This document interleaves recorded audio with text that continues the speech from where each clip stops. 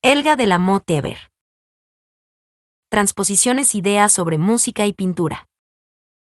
Concepciones del arte sonoro. El término arte sonoro, Klangkunst, fue originalmente solo una traducción de la palabra inglesa sound art, que a su vez era una variante de visual art. Con el término sound art se aludía a la circunstancia de que los artistas plásticos comenzaban a trabajar con el sonido, pero con el paso del tiempo, el arte sonoro se convirtió en una especie de concepto de género, una designación que remite a la zona intermedia entre los géneros tradicionales del arte. Sin embargo, con el desarrollo de los mixed y multimedia, hace tiempo que se disolvió el canon tradicional del arte. Por consiguiente, también se diluyó como rasgo definitorio la posición intermedia. A despecho de numerosos críticos que señalan las barra diagonal sus imprecisiones, el concepto de arte sonoro ha mostrado, no obstante, una gran resistencia y vitalidad, y esto pese al hecho de que solo existen pocas instituciones que contribuyan a su consolidación. Se trata de un concepto paraguas, que cubre cosas muy diferentes. Rosalind Krauss utilizó esta bella metáfora para todos los nuevos conceptos que surgieron en el siglo XX. Por mi parte, me gustaría aplicarla más fundamentalmente a todas las denominaciones que fueron puestas en circulación desde la emancipación de la estética en el siglo XVIII. Por ejemplo, el término sinfonía también es un concepto paraguas, dado que las características comunes entre una sinfonía de 3 minutos de Adolf Schaib y la novena de Beethoven, de 1 hora de duración, son poco notables.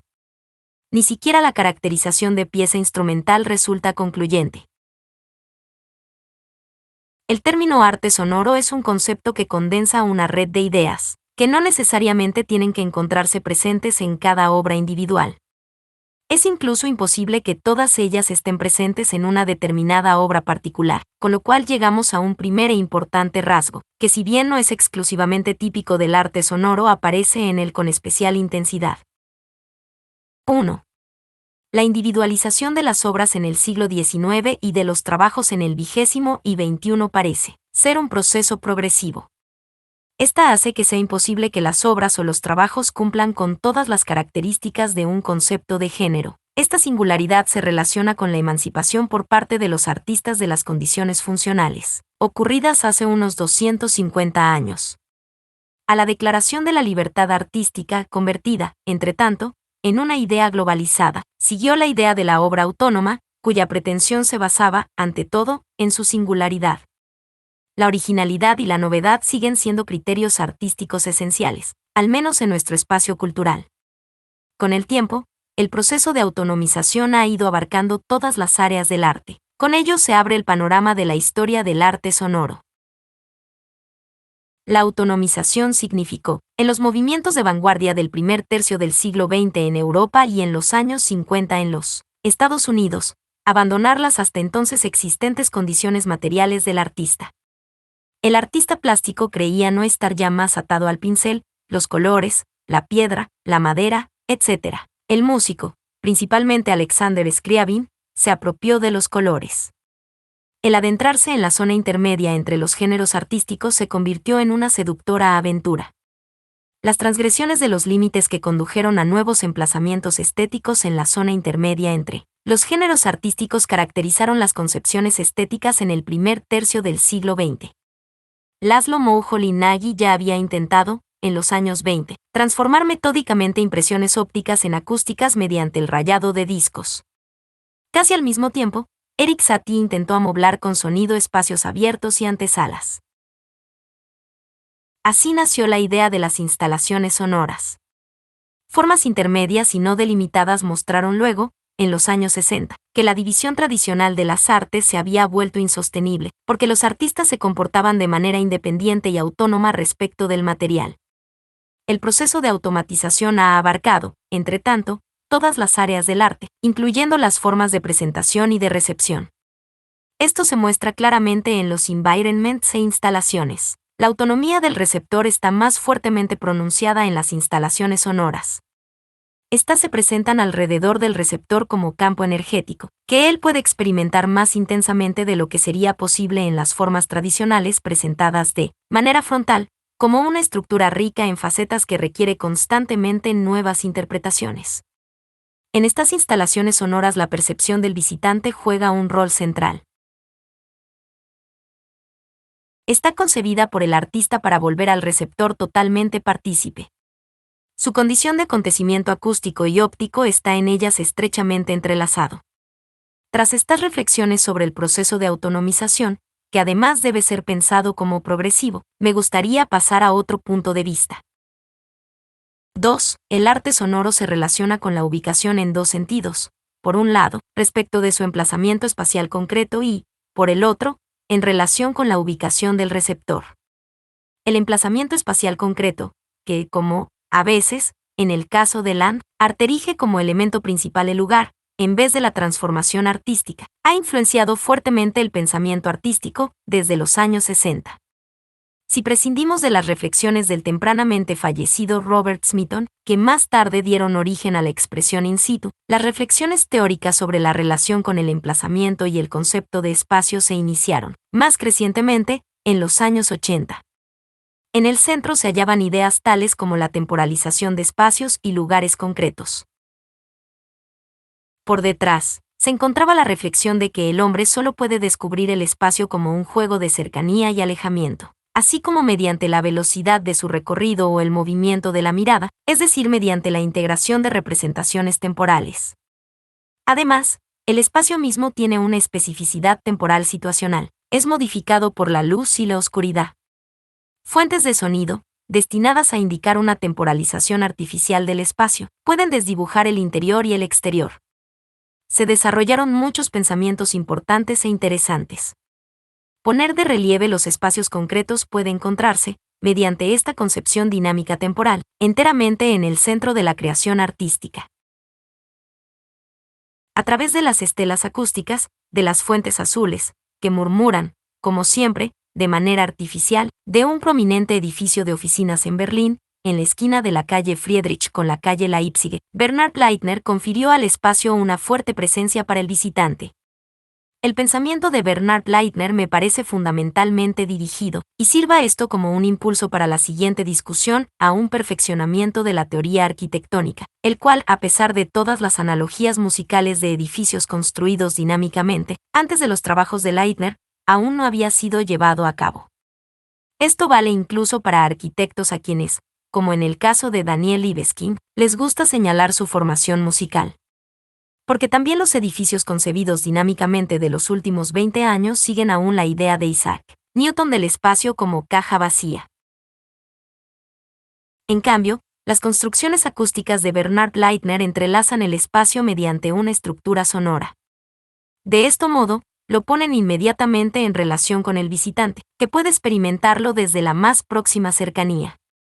Recientemente Leitner, en un trabajo titulado Espacios mentales, dejó especialmente claro su pensamiento de que el espacio es, en última instancia, una interpretación de la mente del observador.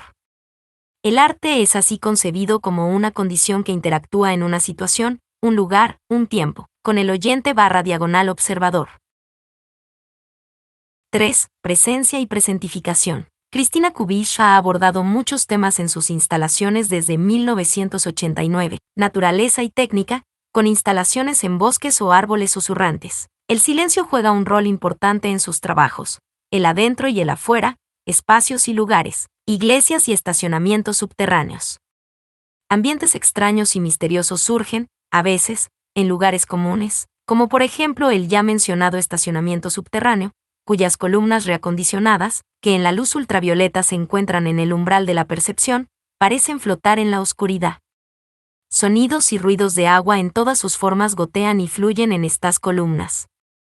Christina Kubisch desplaza a lo lejos espacios conocidos, pero para traérnoslos más cerca. Mediante la presencia del arte vuelve, de pronto, algo presente, motivando que se descubran, a través del arte, relaciones con la naturaleza, la historia, las condiciones de ubicación del visitante, como en el caso del estacionamiento subterráneo que se encuentra bajo un espejo de agua, con aquello que está arriba, a saber, el agua subterránea.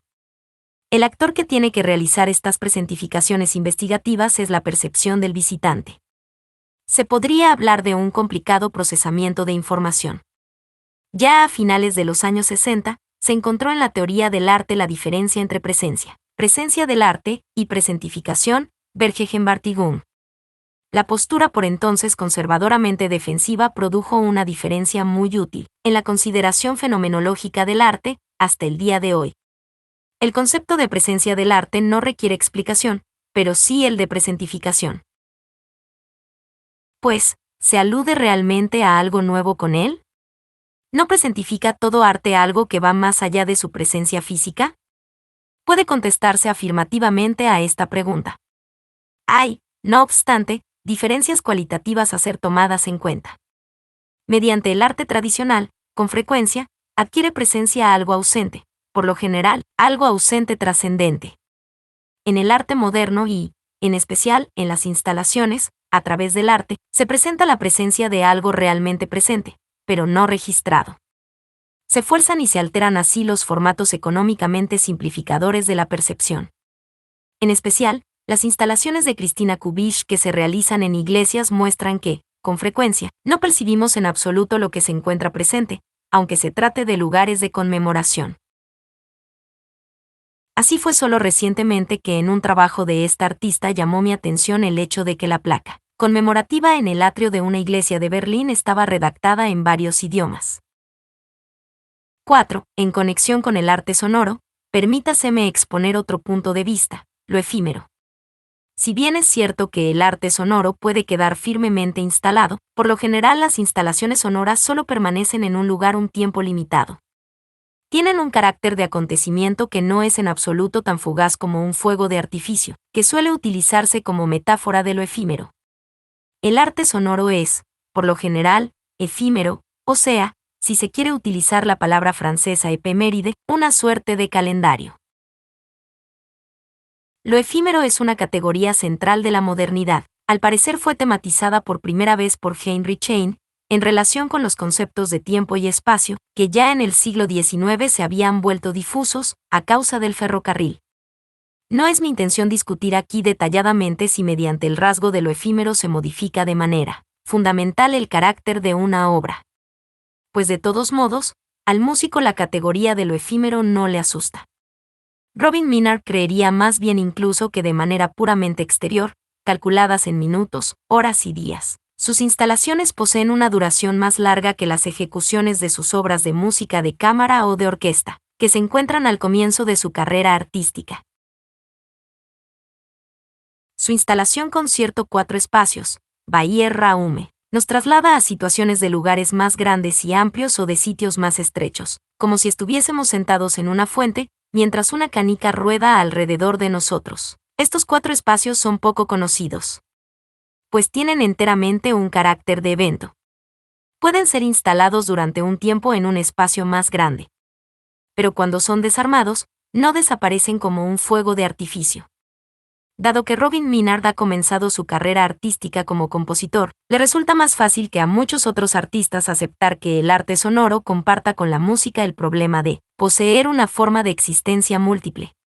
Primero como suceso sonante, en el caso de la música de un concierto, y, segundo, como documentación, en el caso de la música, una partitura que nunca permite la misma ejecución. La vieja diferencia encontrada por Walter Benjamin entre un documento muerto en el pasado y una obra que se extiende hasta el presente nunca ha sido tan adecuadamente aplicable a la música. Actualmente debería ser repensada, ya que la segunda existencia del arte, también de la música en forma de CD, adquiere un nuevo peso, a través de las tecnologías de almacenamiento cada vez más desarrolladas. 5. Más recientemente, el arte sonoro es tematizado, con más frecuencia, como más allá de las sinestesias. En esto se muestra, de hecho, una novedad, aunque también una pérdida en conceptualidad ocasionada por la discusión entre arte y ciencia. La sinestesia no es un concepto particularmente antiguo. Fue acuñado recién en 1892 por Jules Millet, un psicólogo francés, quien con este término no solo aludía al hecho de que la percepción cotidiana funciona siempre de manera integral. Incorporamos constantemente informaciones mediante los órganos de los sentidos, sino también a la circunstancia de que la percepción unimodal está cargada de modo multisensorial. Cuando oímos, se agitan conjuntamente en la audición informaciones visuales espaciales o también elementos sinestésicos, como percepciones olfativas. También completamos la percepción unimodal, interpretándola. Lamentablemente, el concepto de sinestesia se restringió a la audition colorée. En las transgresiones de distintos movimientos de vanguardia, del expresionismo, en parte del futurismo y del simbolismo, que fueron las que se convirtieron en la condición previa del arte sonoro, esta sinestesia fue enfatizada como audición coloreada. Actualmente, artistas como Rolf Lius protestan contra el concepto de sinestesia entendido como audición de colores, aun cuando los pigmentos de color copian sonidos, a los cuales se agregan. No les importa aquella absurda discusión de si la nota do es roja o blanca, sino que les importa aquel conjunto o comunidad abstracta de impresiones, o sea, por lo tanto, aquello que en un sentido más estricto ha de designarse como percepción y que se encuentra delante o detrás de las formas fenoménicas. Más recientemente, en lugar de sinestesia, se empleó, a veces, el concepto de cualidad común o general, allgemeinqualitat, sensus communis, sentido común. No es mi intención exponer aquí que esto es correcto solo parcialmente, sino más bien indicar que hay todavía mucho trabajo teórico para realizar. 6. Una lente de aumento sobre la percepción. En las instalaciones sonoras de Ulrich Scheller experimentamos un espacio como una escultura transitable y sonora. Los trabajos de Terry Fox extraen de la dialéctica de los cuerpos huecos y lo corpóreo una dimensión existencial. Felix Hess presenta, ante los ojos y los oídos de la gente, su inserción en el entorno natural, entre otros, las relaciones de la presión del aire sobre la piel. Hans Peter Kuhn permite experimentar cómo los oídos otorgan vida a lo visible, de modo que pueda surgir un teatro imaginario. Los espacios afinados de Andreas Oldorp están doblemente afinados, espacio como instrumento, y también según mi propia disposición anímica. El arte tradicional ha de entenderse, en la bella formulación de Ludwig Tieck, como telescopio de los sentidos. Por el contrario, el arte sonoro acerca más bien una lente de aumento a nuestra desatención y también al enigma de la percepción humana.